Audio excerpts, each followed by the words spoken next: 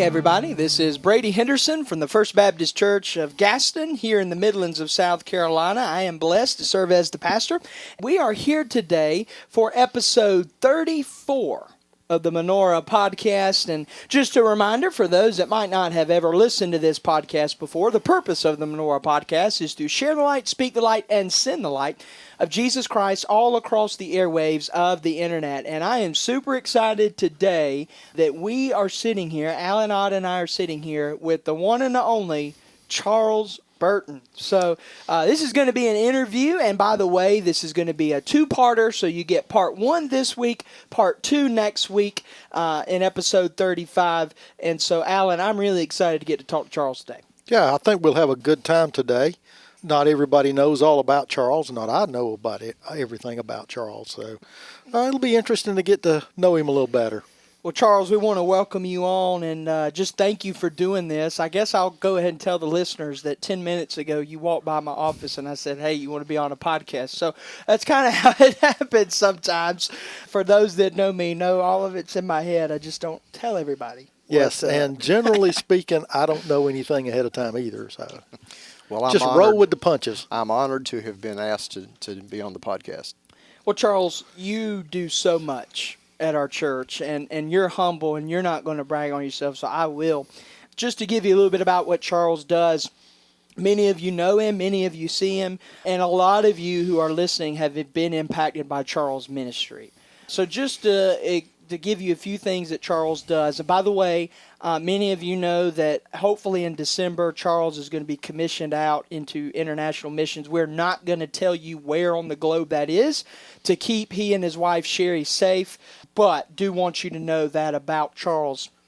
And so continue to pray for he and Sherry as they get ready to be commissioned here in the next few months. And so Charles is a D group teacher. He teaches apologetics in your third semester of teaching apologetics. Yeah, third semester. Also, children's worship teacher on the rotation. I would say, I don't know if substitute Sunday school teacher is the right word, but fill in a good bit, teach a good bit of Sunday school. Also does our prayer group, works with Good News Club, a bunch of different things that you do, Charles. And so I kind of, before I ask you a few questions, I kind of want to take it back to the first time I met you. And so obviously Chuck is your son. Mm-hmm. And so Chuck was here when I got here. He joined under Pastor Rex, and so knew Chuck and everything, and his wife and his family. And so when I first came here, I got a text from Chuck, and he said, I want you to pray for my mom and dad, that they'll come, and not necessarily our church, but get into a Bible-believing church, had been out of church for some time due to some things. And so I started praying, and so you came. I don't remember if it was Paisley's baptism. I don't remember exactly what it was, but y'all came one time.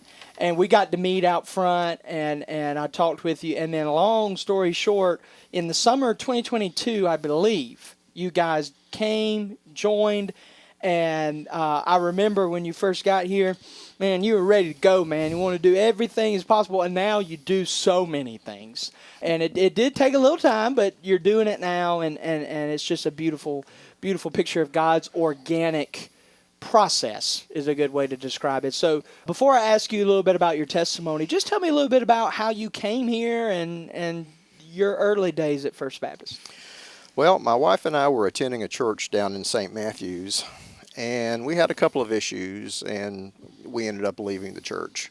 And my wife and I come from an independent Baptist background, so we decided we came from the independent Baptist church, and we were going to look for another independent Baptist church. So we looked around, and there just wasn't a lot to choose from unless you wanted to drive an hour into Columbia. So we kind of languished for a couple of years looking, and we just couldn't find anything that really appealed to us. And then Chuck did ask us to come to church, but he was Southern Baptist, so there was a little reticence there in the beginning. Yeah. And he talked about you and how good a pastor you were, how good a preacher you were, and how dynamic you were. And it kind of piqued my interest a little bit, but I still wasn't ready to step out and actually do it. Yeah, he kept after us. He kept asking us, and finally we decided to come. And the first time I heard you preach, I'm thinking, oh, man, this guy, there's something special about this guy. I mean, I really enjoyed it. I was very convicted. We really enjoyed the church. Certainly the sermon, but we just enjoyed the church. The people, everyone was so welcoming. so outgoing toward us. And we started coming off and on for a couple of months, and then we started getting more regular. And it just felt like this is the place that God wanted us to be. And we prayed about it, and we took the new members class. Yeah, I remember that. And by that time, we were on board. Yeah, y'all were sold by that time. Yeah. So we joined, and I tell you what, we truly feel like this is home for us. Yeah.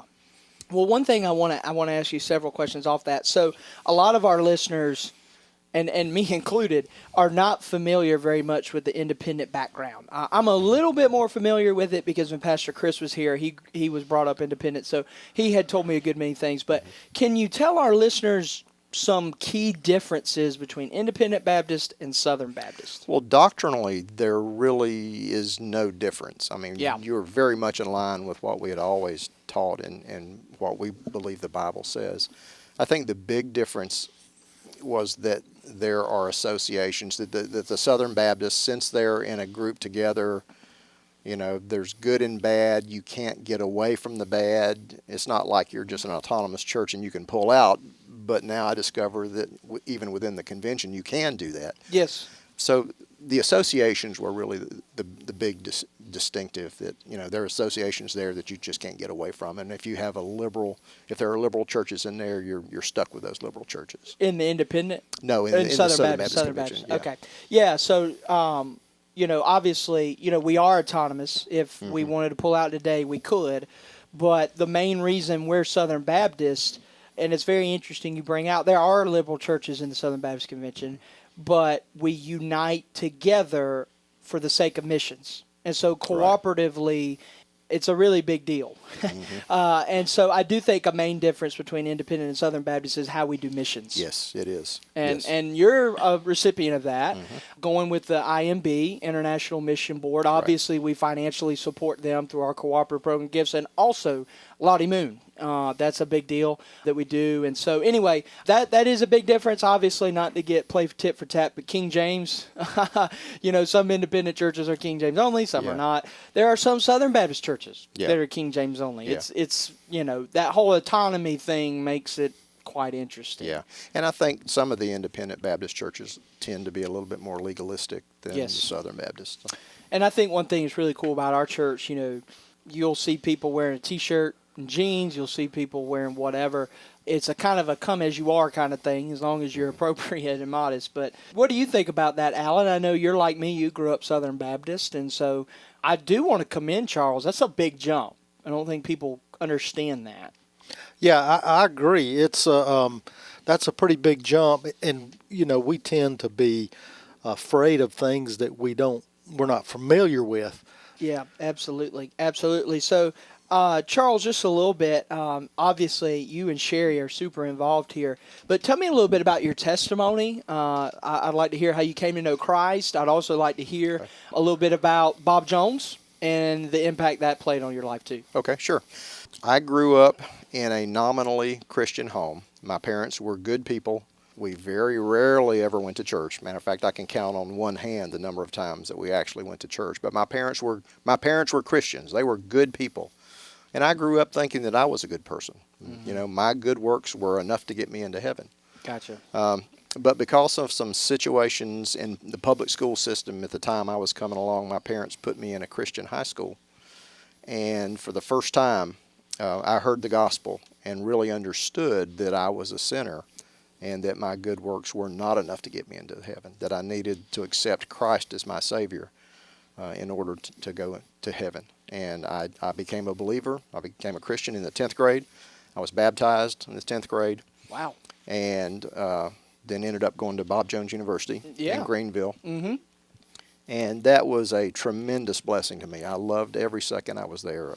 I really loved the impact. Great school. Yeah, it was godly teachers.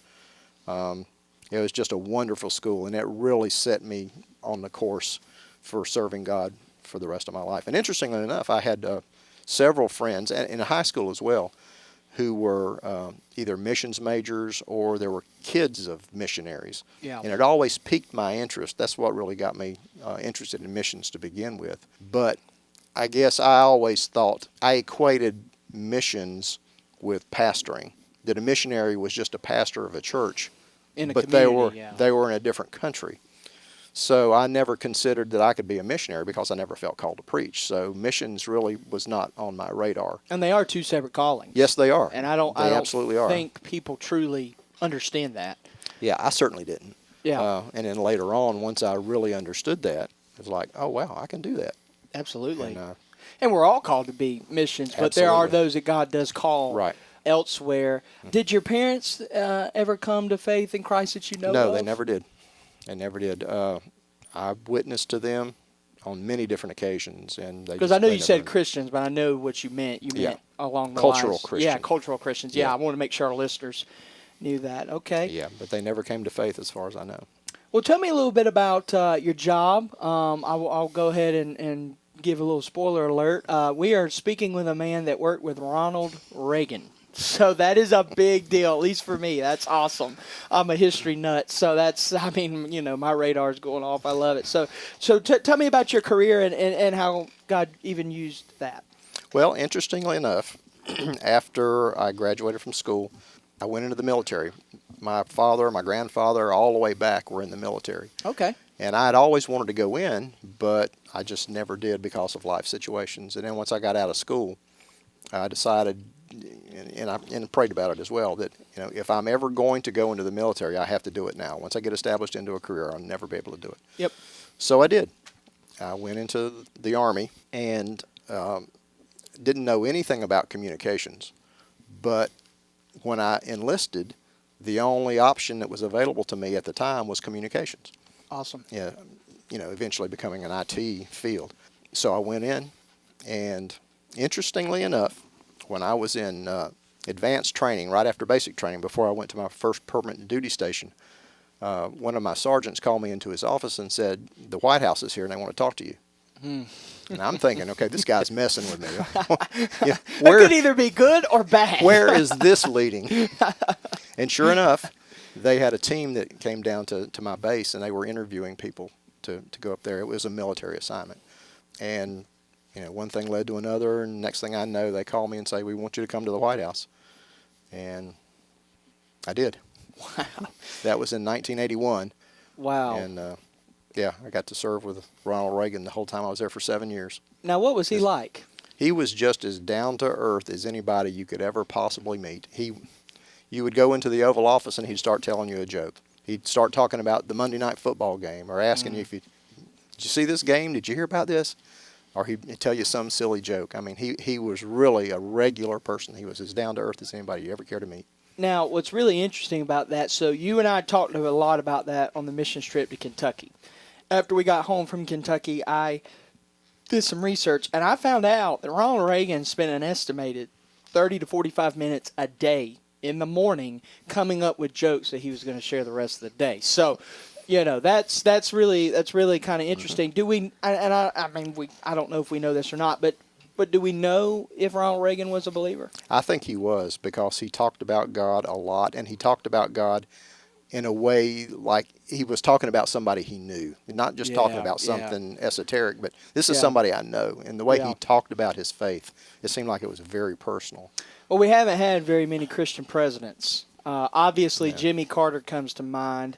Great man of God, has been a Sunday school teacher up until the last few years, still at his church. Yeah. I mean, Jimmy Carter has great faith, and I would like to think Reagan did as well. So, Charles, we are actually going to go ahead and cut it off today. We did some preliminary things with you.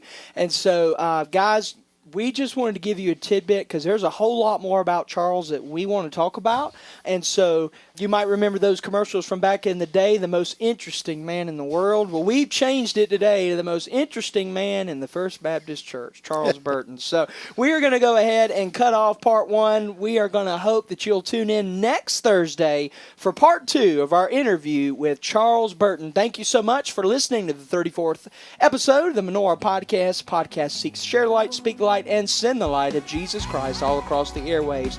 This is Pastor Brady and Deacon Allen Ott, and we will see you next Thursday. Bye, guys.